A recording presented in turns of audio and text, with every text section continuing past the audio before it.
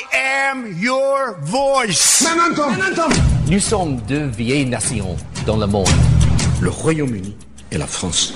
لن يتحقق لكم سلام بالعدوان وإن هذه الدماء بالدم تكون لعنة عليكم. نفديك يا أقصى.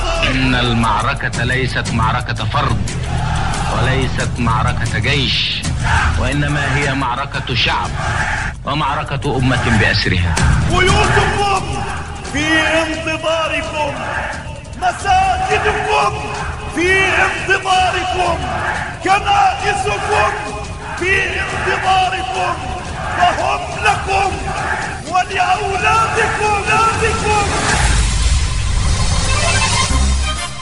Vous écoutez l'Histoire en marche, un programme réalisé par Jalil Lakhdar, coordonné par Sami Hahel et Mariam Abdou pour vous accompagner au micro.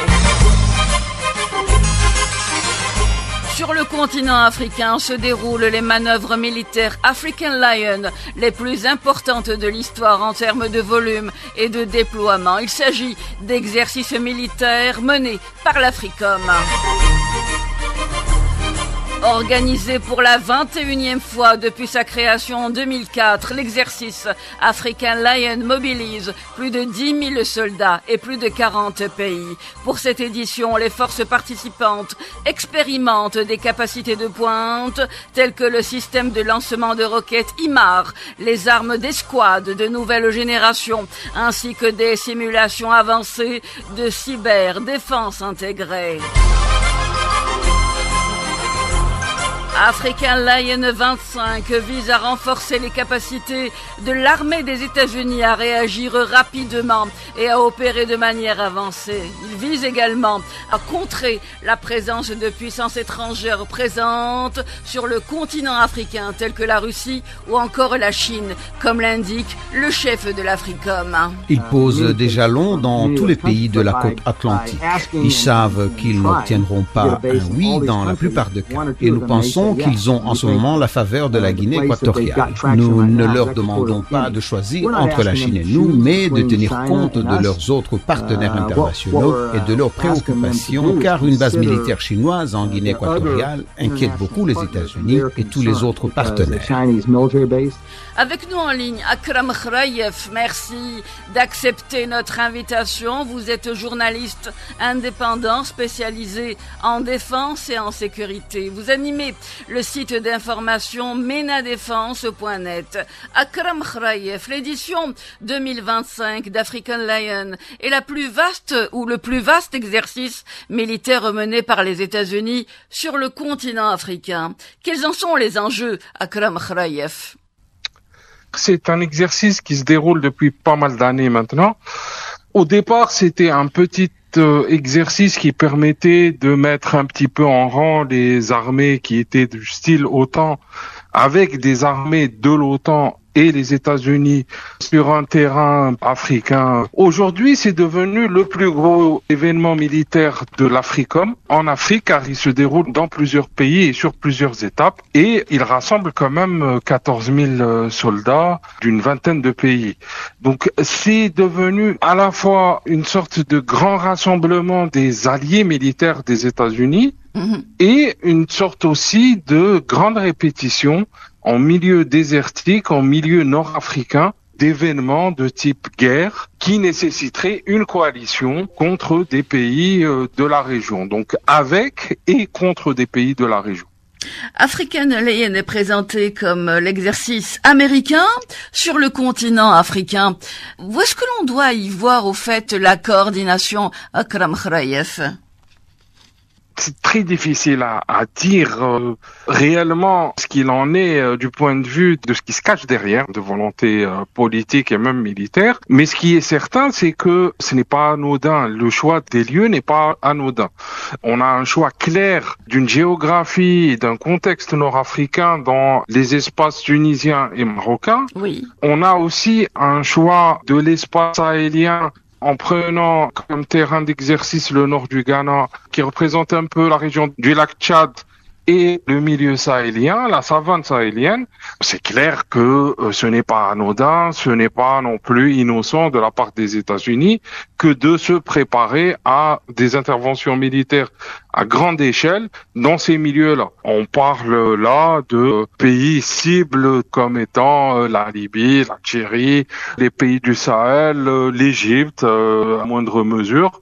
Mais on voit que on définit clairement du côté des États-Unis le rôle de chacun, donc le rôle d'ami et le rôle d'ennemi aussi. On l'a vu par le passé, même de façon fictive, certains territoires ont été clairement définis comme ennemis. Akram Khraïef, cet exercice est présenté comme le socle stratégique de l'engagement militaire en Afrique. N'est-ce pas surtout une option, on va dire, intrusive en Afrique ? Ah, plus que ça, c'est même cet exercice est devenu une sorte de dernier recours, dernier justificatif pour trouver des arguments pour maintenir cet AFRICOM. C'est un organe de commandement militaire américain qui est basé en Allemagne, qui fait des opérations marginales totalement sous couverture, qui n'est jamais, au grand jamais, venu en appui à des missions de paix ou à des missions de stabilisation en Afrique. African Lion est clairement une sorte d'instrument de justification de Washington de la création de cet organe-là. C'est aussi un organe qui tient la laisse à pas mal de pays africains qui ont cette ambition de se rapprocher de Washington ou de devenir alliés non membres de l'OTAN. Quand le politique indique dans ses discours que l'Afrique ne représente pas une priorité, ce serait juste de la rhétorique ? Ça dépend. On a vu que lors de l'administration Trump, le président Trump, dans sa première mandature, avait entamé des démarches de retrait de l'armée américaine d'Afrique, considérant que cette dernière n'avait pas à supporter la sécurité des États africains et que le rôle étant marginal en Afrique, il n'était plus nécessaire d'investir. Malheureusement, il a été bloqué dans cette démarche, malgré son annonce. Il semble que les États-Unis, lors de ce second mandat, sont dans une démarche toujours de rationalisation des coûts de l'armée et surtout de réduction des investissements militaires dans les espaces jugés inutiles. L'Afrique étant, pour le président Trump et son administration, un espace totalement inutile qu'il peut contrôler par d'autres manières. Malheureusement, un retrait éventuel des États-Unis de l'Afrique à travers une dissolution de l'AFRICOM pourrait aussi signifier un retour en puissance des compagnies militaires privées américaines de type Blackwater ou ce qu'il en reste. Des sociétés militaires américaines qui se redéploient par ailleurs. Certaines d'entre elles sont fortement présentes, notamment en Afrique centrale. Akram Khraïef, je rappelle à nos auditeurs que vous êtes journaliste indépendant, spécialisé en défense et sécurité. Vous animez le site d'information menadefense.net. Akram Khraïef, je le disais avant cette présentation, il y a un redéploiement des forces militaires états-uniennes sur le continent africain. Après s'être retirées de certains pays, tels que le Niger par exemple, les forces militaires américaines se redéploient dans d'autres régions, en l'occurrence au lac Tchad.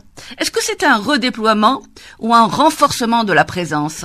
Les États-Unis, dans la région du lac Tchad, malheureusement pour les différents gouvernements des pays entourant ce lac, n'est pas là pour assurer la stabilité ou lutter contre le terrorisme. D'ailleurs, de nombreux pays ne se l'expliquent pas, n'expliquent pas cette présence-là. On l'a vu par exemple avec le Tchad qui en 2024 avait interdit les survols non autorisés de l'aviation américaine et des sociétés militaires privées américaines, oui, jugeant que justement il y avait une présence certes militaire mais qu'elle ne contribuait en aucun cas en la réduction du risque terroriste. Donc, il me semble que le prépositionnement de troupes qui est en train d'effectuer Washington aujourd'hui en Afrique se fait pour d'autres considérations que celles du maintien de la paix, de la stabilisation des régimes politiques ou de la lutte contre le terrorisme. La présence de troupes américaines s'apparente plutôt à de la protection de sites énergétiques ou miniers, et surtout elle vise ou elle semble être une sorte de présence dissuasive pour contrer d'éventuels déploiements chinois ou russes dans les différents espaces. Donc, on voit que la région du lac Tchad est très proche de la République centrafricaine, par exemple. On voit aussi que les États-Unis sont très intéressés par des présences au Ghana et dans la Corne de l'Afrique. À chaque fois que nous voyons un déploiement américain, il s'agit d'espaces miniers, pétroliers, gaziers ou de futurs lieux de prépositionnement russes ou chinois. Il s'agit donc d'intérêts miniers avant que cela ne soit une sorte de coopération militaire et sécuritaire. Clairement, les États-Unis en aucun cas, ni à travers l'exercice African Lion, ni à travers d'autres exercices, n'essayent de tirer vers le haut les armées africaines. Même les armées les plus modernes, entre guillemets, que se trouvant en Afrique, jouent des rôles mais vraiment marginaux dans ces exercices-là. Il s'agit généralement de déploiement de forces américaines et le rôle des pays organisateurs en Afrique, c'est plus d'assurer la logistique, l'intendance, les paiements et participer à des exercices plus de communication que de réellement des exercices qui changent la façon de faire de ces armées-là. Pourtant, Akram Khraïef, cette fois-ci, et pour cette édition, il est question du système de nouvelle génération, comme le système d'armes d'escouade de nouvelle génération de l'armée de terre. Pourquoi ce partage dans ces conditions ? C'est plus un test grandeur nature de ce système-là dans des conditions climatiques et géographiques nord-africaines, des conditions qu'on ne peut pas retrouver aux États-Unis, plus qu'un partage d'expérience sur ce type d'équipement. Donc là encore, c'est une préparation qui est faite aux troupes américaines dans le cadre de l'utilisation de ce type d'équipement dans ce contexte-là. Et pourtant, aux États-Unis, cette topographie existe dans le désert américain. Qu'est-ce qui la différencie ou qu'est-ce qui différencie cette topographie des topographies africaines utilisées comme terrain de test, on va dire ? Certes, aux États-Unis, on a un climat et une topographie qui ressemblent, mais on a très rarement cette succession haute altitude désert que l'on retrouve dans les climats atlassiens nord-africains. Et surtout, on n'a pas ce type d'espace. Ce qui est la force des États-Unis dans cet exercice-là, c'est d'agir sur des milliers de kilomètres et de coordonner des actions sur des milliers de kilomètres et sur plusieurs pays à la fois. Donc, on peut s'imaginer que lors d'un exercice, lors d'une configuration de guerre réelle, ce que simule cet exercice-là, c'est une sorte de débarquement de troupes dans deux pays qui encerclent un grand pays ennemi. C'est, précisons-le, et là j'interroge votre expérience, pour régler et paramétrer le GPS des États-Unis à la région. Il y a ça, mais il y a aussi le fait de se donner les moyens de savoir si l'éventuel ennemi est en train de nous surveiller. Parce que les États-Unis savent très bien que l'exercice African Lion est monitoré de très près en termes d'analyse de radiofréquence de la part de nombreux autres pays et de nombreuses autres armées. Dont la Chine, la Russie. À travers des navires espions ou même des stations au sol. En l'occurrence, la Chine, la Russie, mais des pays, des puissances moyennes comme l'Algérie aussi. Cette édition est la plus vaste jamais menée. Elle mobilise plus de 10 000 soldats. Vous nous disiez en début de cet entretien 14 000 soldats issus de 40 pays, dont 7 membres de l'OTAN. Quel est l'enjeu cette année? Qu'est-ce qui caractérise cette édition des éditions précédentes? Ce qui est intéressant, c'est que contrairement à l'édition précédente qui se déroulait lors du pic des atrocités commises par l'entité sioniste à Gaza, l'armée de l'entité n'avait pas participé à l'édition précédente. Il semble que cette année, elle sera présente, notamment dans l'édition marocaine.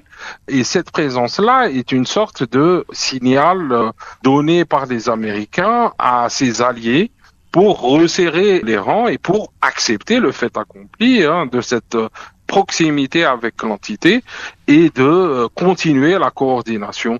Donc c'est à la fois un exercice politique, de géopolitique, mais aussi un exercice militaire, sachant que la présence des soldats de l'entité est vraiment marginale. Ils ne sont pas là en qualité de conseillers ou bien d'experts, ils sont là généralement en qualité d'observateurs ou sur des exercices bien limités, mais leur présence est beaucoup plus qu'un symbole. Et je pense que cette année, ce qui fait la différence, c'est cet ordre de marche donné par Washington pour les pays qui souhaiteraient se rapprocher plus vers l'OTAN ou qui sont déjà engagés dans un processus de rapprochement avec les États-Unis. African Alliance, c'est aussi une répartition des armées ou des forces en présence. Lors de cette 21e édition, au Maroc, les troupes américaines s'entraînent aux côtés de contingents venus notamment de France, du Royaume-Uni, du Kenya, des Pays-Bas, mais aussi de ce qui est qualifié d'Israël. Pourquoi cette entité n'est pas présente dans d'autres groupes? Pourquoi pas le groupe du Ghana, puisque le Ghana a été le premier pays africain à établir des relations avec l'entité. C'était, il me semble, au milieu des années 50. Oui, tout à fait, parce que l'entité sioniste n'est pas intéressée dans la qualité même de l'exercice militaire. L'armée israélienne est une armée qui est étirée, étendue à son maximum, qui est engagée dans plusieurs guerres, donc ils n'ont pas le luxe d'envoyer des troupes pour faire des exercices, j'allais dire pour commettre des exercices dans leur cas. La présence d'un contingent venant de cette entité au Maroc a une signification politique, géopolitique et symbolique, plus qu'autre chose. Aussi, à mettre en porte-à-faux un autre pays important dans cet exercice, qui est la Tunisie, qui accueille une partie de cet exercice sur son sol et qui refuse, depuis la présence de soldats de l'entité, de participer dans l'édition marocaine. Et donc, c'est une sorte de mise sous pression de la Tunisie par Washington pour accepter, moyen ou à long terme, l'idée de pouvoir se retrouver du même côté sur un champ de bataille avec les soldats de l'entité. Mais jusque-là, la Tunisie est très réaliste, de par son statut de allié majeur non OTAN de l'organisation du traité nord-atlantique, mais aussi très réaliste dans ses engagements dans la protection des droits des Palestiniens et la défense de Gaza notamment. Donc la Tunisie ne cède pas, elle le rappelle à chaque fois qu'elle ne participe pas aux côtés des soldats de l'entité, mais on voit que il y a une sorte de volonté peut-être cachée ou pas de Washington de mouiller Tunis sur ce plan-là. La Tunisie accueille l'Égypte, l'Espagne, le Ghana, le Kenya, la Libye, le Nigeria, et puis également les États-Unis. Le Maroc, quant à lui, accueille également, en plus du Cameroun, du Cap-Vert, de Djibouti, des États-Unis, ce qui est qualifié d'Israël, il accueille également la Gambie. La Gambie et Israël, ce n'est pas très convergent. Tout à fait. Non, je pense que il s'agit pour certains pays, on va dire, de choix qui sont faits plus pour de l'observation que de la participation. Mais pour d'autres, il y a un intérêt qui est marqué pour la topographie marocaine. La Hongrie, par exemple, la France, par exemple, qui ont une longue tradition d'entraînement dans ces milieux-là pour maintenir la qualité de l'entraînement. Donc non, je ne pense pas qu'il y ait un choix délibéré de certains pays de se retrouver en Tunisie ou au Maroc. Je pense que c'est plus pour le type d'exercice qu'il est souhaité d'observer ou de participer plus qu'autre chose. Dans l'édition marocaine, on a beaucoup de logistique, on a de l'artillerie, on a aussi des exercices aériens. En Tunisie, on a des exercices d'infanterie et de coordination interunité. Donc c'est vraiment au choix du pays qui souhaite observer un tel ou tel exercice. Alors à propos de paramétrage et de réglage du GPS, on en parlait tout à l'heure, les forces américaines sont présentes lors de cette édition, évidemment en Tunisie, mais aussi dans d'autres régions limitrophes.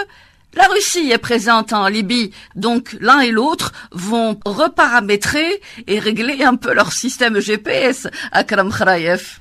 Oui. Au-delà du GPS, c'est tout le spectre électromagnétique qui va être analysé, qui va être écouté par les systèmes d'écoute électronique. Et ce, par la Libye, mais par aussi d'autres puissances, même certaines puissances européennes vont être là pour essayer de capter le maximum d'informations et de, comme vous le dites, de se caler sur les différentes données. C'est ce genre d'exercice interarmes, mais aussi interarmés, interpays permet d'avoir une idée précise de la profondeur de ce spectre-là.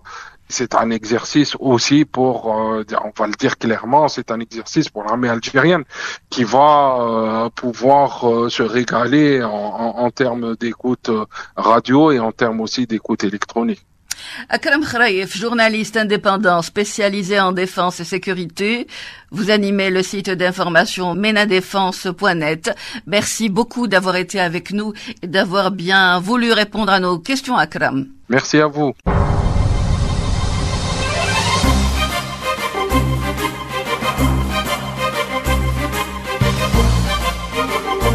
African Lion, des manœuvres qui se déroulent et auxquelles participe l'entité d'occupation sur le sol marocain en l'occurrence, tentant de faire passer sous silence une amère réalité, celle des Palestiniens emprisonnés. Le prisonnier n'a rien d'autre que les vêtements qu'il porte et une couverture très légère qui ne le protège pas du froid glacial. Ce sont des conditions difficiles dans tous les sens du terme. Les conditions de vie dans les prisons sont indescriptibles. J'ai beau en parler, je ne peux pas décrire la torture que nous avons subie. La torture était coercitive, anormale, physique et agressive. Ils ont ces casques serrés sur la tête qu'ils nous obligent à porter tous les jours, 2 ou 3 fois par jour. Ça, en plus du gaz poivré et des coups de bâton en fer. À la prison de Sdeteman, nous nous réveillions à 5 heures du matin et restions éveillés jusqu'à 23 heures, les mains et les pieds menottés et les yeux bandés. Nous restions assis toute la journée et chaque semaine, nous étions soumis à des actes d'intimidation et à des violences physiques. Les conditions de détention étaient extrêmement difficiles. Nous avons été soumis à des passages à tabac, à l'oppression et à l'humiliation, sans parler de la torture psychologique et physique. Ils ont fait irruption chez nous avec des chiens et des grenades. Ce ne sont pas des prisons ou des centres de détention, ce sont des abattoirs. Le peuple palestinien commémore la journée des prisonniers palestiniens, le 17 avril de chaque année. Cette date a été choisie pour célébrer la journée du prisonnier, car elle a vu la libération du premier détenu palestinien, Mahmoud Bakr Hijazi, lors du premier échange de prisonniers entre les Palestiniens et l'occupation sioniste. Le nombre de détenus administratifs a augmenté, précisons-le, pour atteindre le niveau le plus élevé de l'histoire, la plus marquante, en plus de la série de crimes systématiques perpétrés par l'occupation. Les leaders de la résistance ont juré tour à tour de vider les geôles de l'occupation.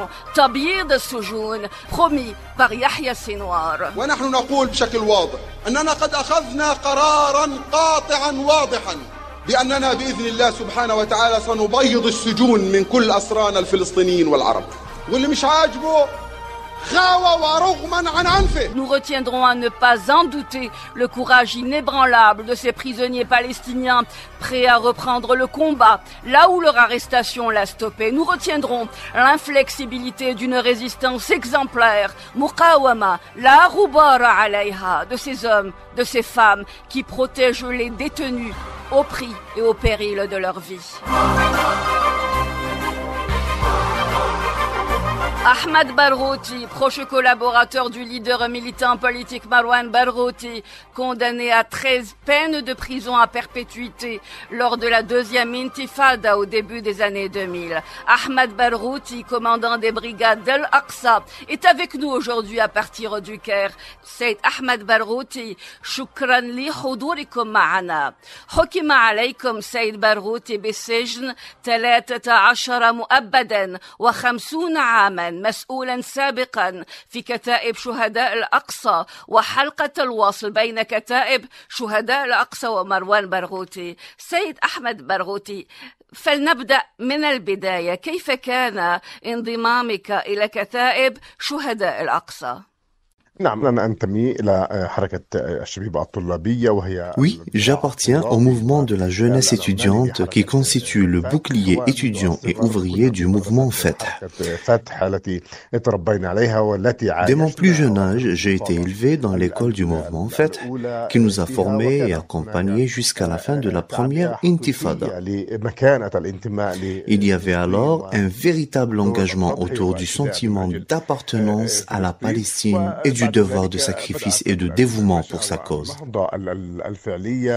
Par la suite, le mouvement a connu un essor réel à travers l'action de groupes affiliés au Fath, au sein desquels nous avons intégré la direction des brigades des martyrs d'Al-Aqsa, aux côtés de Marwan Barghouti dit Abul Qassam.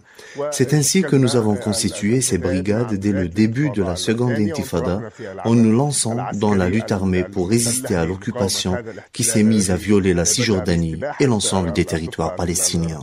Mon rôle principal et central était de diriger les brigades aux côtés du leader et frère Marwan Barghouti, dont j'étais alors le bras droit.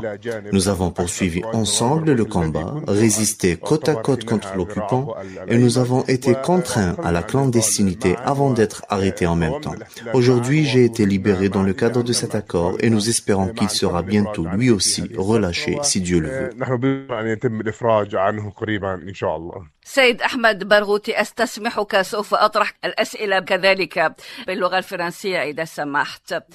Vous avez été responsable au sein des brigades Shuhada al-Aqsa. Vous avez été le trait d'union entre Kataib Shuhada al-Aqsa, les brigades Shuhada al-Aqsa, et Marwan al-Barghouti. سيد أحمد برغوثي كنت مسؤولا سابقا في كتائب شهداء الأقصى وحلقة الوصل بين كتائب شهداء الأقصى ومروان البرغوثي. كيف كانت نوعية العمل آنذاك؟ العمل كان La mission était claire, empêcher cette occupation de poursuivre ses agressions contre le peuple palestinien.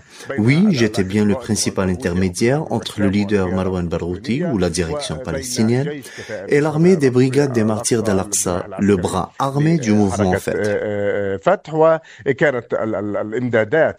L'appui militaire et financier était explicitement destiné à la formation de ces cellules et de ces groupes dont la mission était de cibler l'armée d'occupation qui envahissait la Cisjordanie et la bande de Gaza. De même, nous avons pris pour cible les colons qui sèment le chaos et la destruction sur nos terres. Ainsi, toutes les ressources financières et militaires ont été mobilisées afin de maintenir ces groupes actifs et capables d'exécuter leur mission grâce au soutien assuré par notre frère Barghouti, Abul Qassam.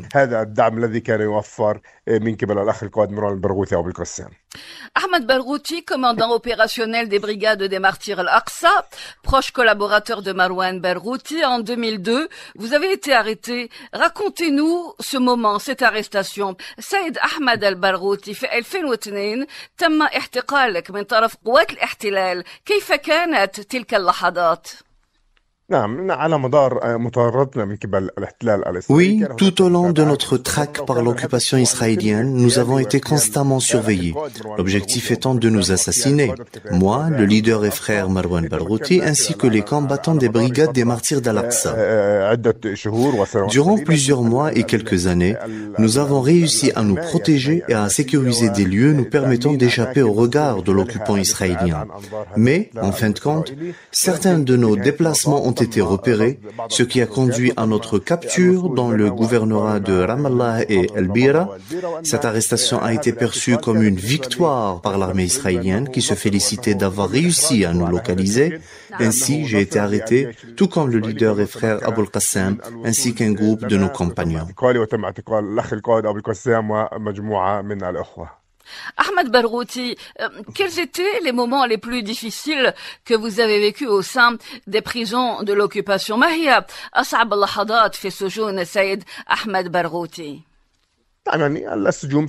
سجون الاحتلال طبعا. سجون الاحتلال طبعا.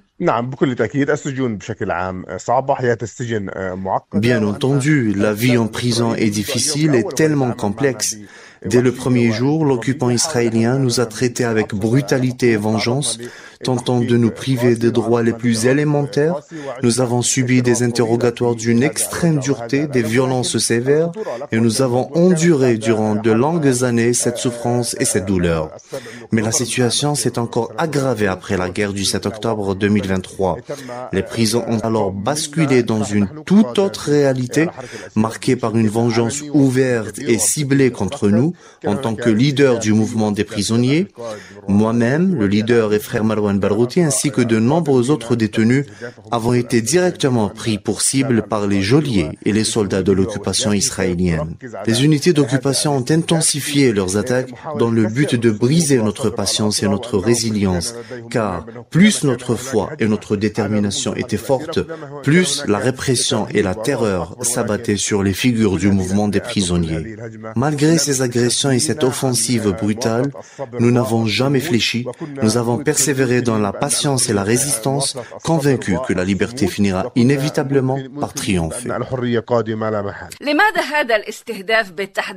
Pourquoi avez-vous été ciblé, vous principalement, et Marwan Barghouti, Saïd Ahmed Barghouti? Cette cible est évidente et manifeste. Lorsque nous sommes entrés en prison, nous avons convenu d'entamer une nouvelle phase de lutte. Une phase où nous surmonterions l'oppresseur israélien et où nous ne lui permettrions pas d'ébranler notre conviction que nous sommes capables d'accomplir de hauts faits, même derrière ses barreaux et dans ses cellules. Grâce au frère Marwan Barghouti et Aboul Qassam, nous avons entamé un véritable parcours éducatif, transformant notre quotidien et comblant le vide de la vie carcérale par l'enseignement académique. Aujourd'hui, de nombreux prisonniers palestiniens sont diplômés, titulaires de licence ou de master. L'occupant a été stupéfait par cette réalisation, par notre capacité à bâtir une nation au sein même des prisons, en transformant le simple matricule d'un détenu en un numéro universitaire. Tout cela a suscité une véritable réaction. Et l'occupant, qui pensait qu'en nous ciblant, il aurait anéanti tous les piliers du mouvement des prisonniers, a malheureusement eu recours aux pratiques les plus immorales et inhumaines. Et pourtant, ces exactions ne pourront jamais atteindre l'âme palestinienne, convaincue de son droit à la résistance, de son droit à vaincre l'occupation. Aujourd'hui, nous sommes libres et nous attendons avec espoir la libération imminente de nos frères héros dans les jours à venir.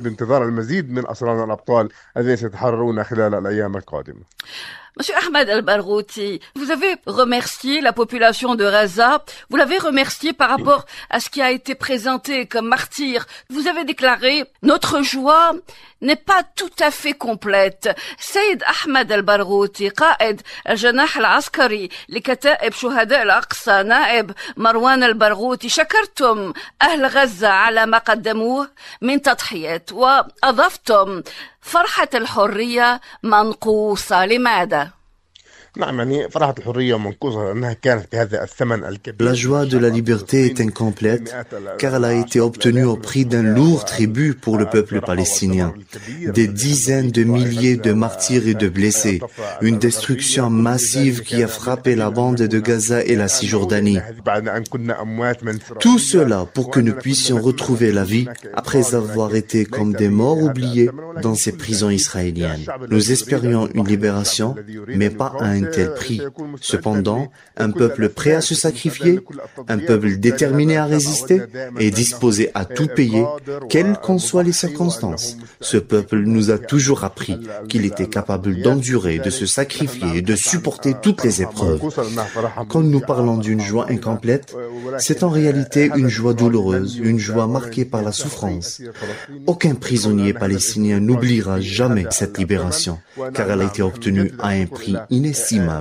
Nous réitérons nos remerciements à l'ensemble du peuple palestinien, à nos frères et sœurs dans la bande de Gaza, ainsi qu'à la résistance palestinienne qui a été un acteur essentiel et déterminant dans notre libération de l'occupation et de ses prisons.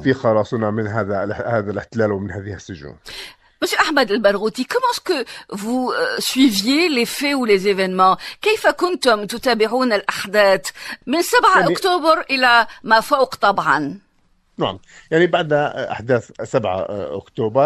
Après les événements du 7 octobre, une vaste offensive a été lancée contre les prisonniers, entraînant la confiscation de tous leurs biens, téléviseurs, radios, ainsi que la fouille systématique des téléphones portables introduits clandestinement pour maintenir un lien avec leur famille, communiquer avec le monde extérieur et briser l'isolement imposé par Israël. Mais après cette attaque, Et en l'espace de quelques heures seulement après le 7 octobre, les prisons ont été plongées dans un isolement total, sans aucune information. Nous avons alors dû trouver des moyens spécifiques pour en obtenir. Nous avons réussi à dissimuler quelques radios dans nos cellules, ce qui nous permettait d'écouter les nouvelles. De plus, nous comptions souvent sur les avocats et sur les visites aux nouveaux détenus qui nous transmettaient des informations une fois incarcérés. وبعدتم عن فلسطين قسرا سيد أحمد برغوثي. Vous avez été éloigné des territoires palestiniens. Comment vivez-vous cela? كيف تعيشون هذا الوضع سيد أحمد البرغوثي؟ L'exil, malgré son amertume et sa cruauté, nous a été imposé. Nous avons été expulsés hors de Palestine vers la République arabe d'Égypte et les prisonniers seront répartis entre plusieurs pays arabes et musulmans. Ceci dit, l'exil en lui-même reste un crime. L'occupation n'a aucun droit de nous éloigner de notre terre et de notre peuple. Mais pour échapper à cette oppression et à ces prisons, nous avons accepté quand même d'être transférés vers d'autres nations arabes. Nous nous trouvons actuellement en République arabe d'Égypte, dans un exil temporaire, en attendant notre répartition entre plusieurs pays.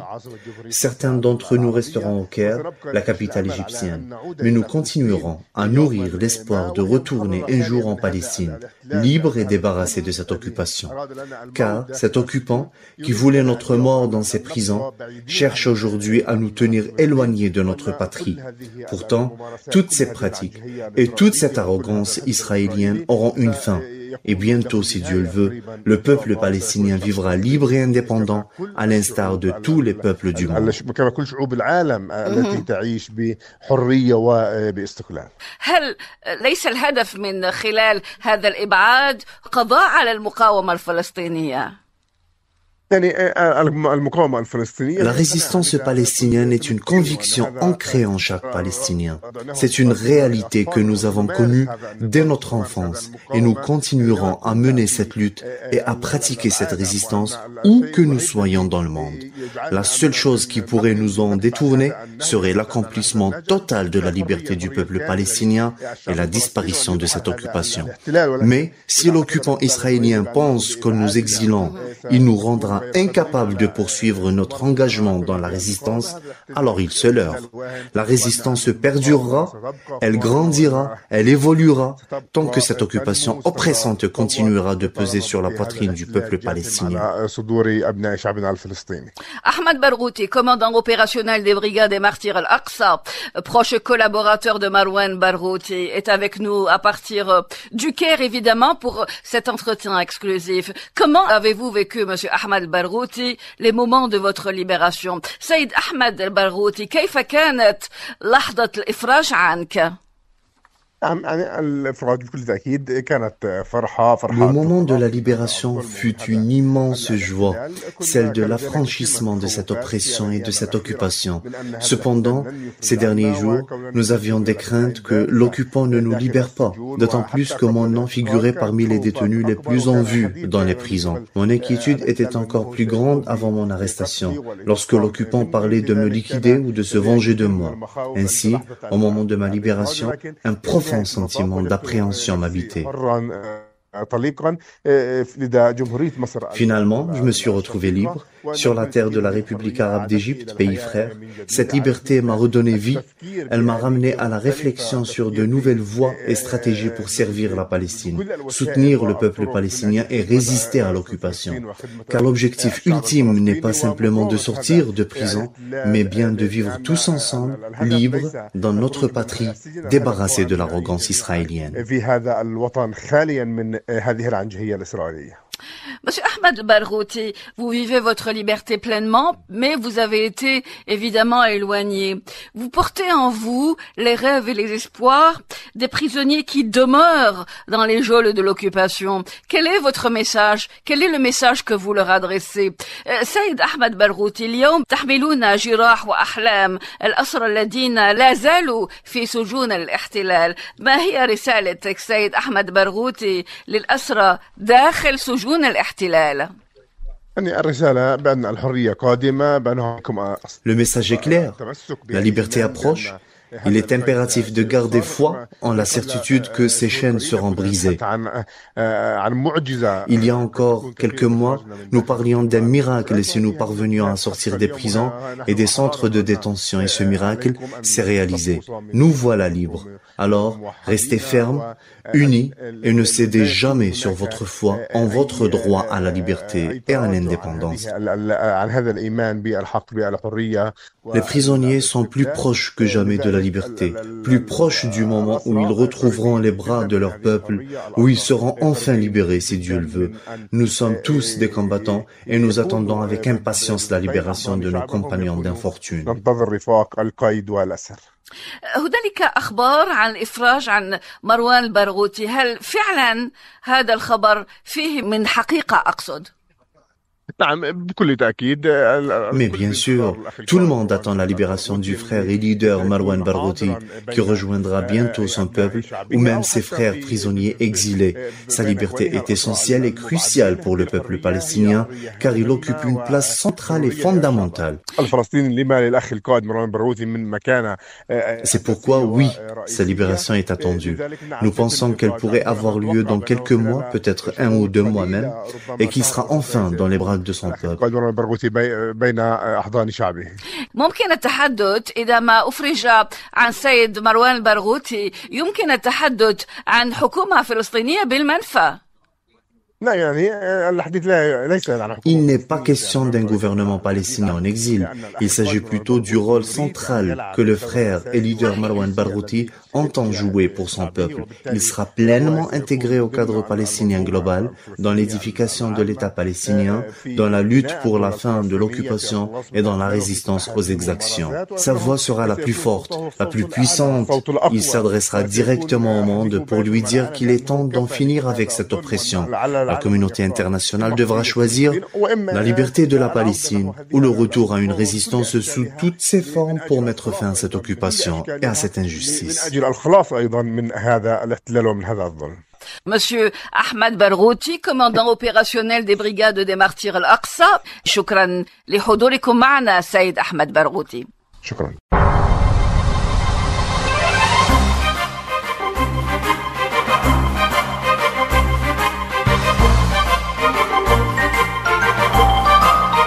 Ont participé à ce programme Akram Khraïef, journaliste indépendant spécialisé en défense et sécurité. Ahmad Barghouti, ancien prisonnier palestinien, libéré lors de la trêve à Reza le 15 février dernier. L'Histoire en marche a été réalisée par Jalil Lakhdar, coordonnée par Samiha Hali Shiraz au multimédia. Mariam Abdou vous a accompagné au micro. J'aurai le plaisir de vous retrouver jeudi prochain à partir de 17h. Merci de votre fidélité. À très bientôt, Inch'Allah.